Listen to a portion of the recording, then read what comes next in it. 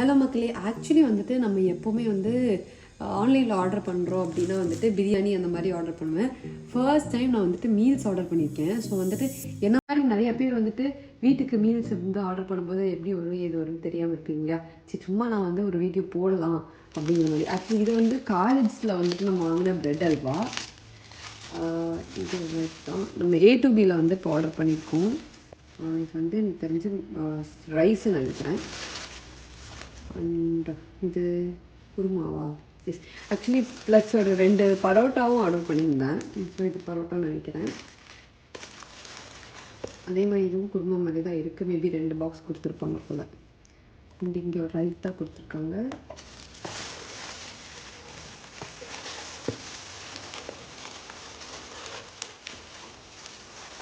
S, most important thing அப்பளம் கொடுத்துருக்காங்க.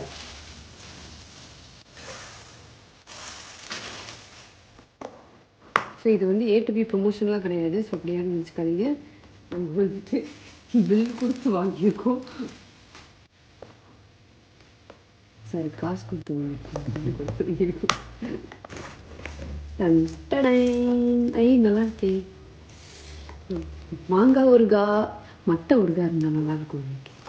இது வந்து பச்சை பயிர் நினைக்கிறேன். எஸ், இல்லை கீரை இது வந்து இது சாம்பார். ஆமாம், இது சாம்பார். வாவ்.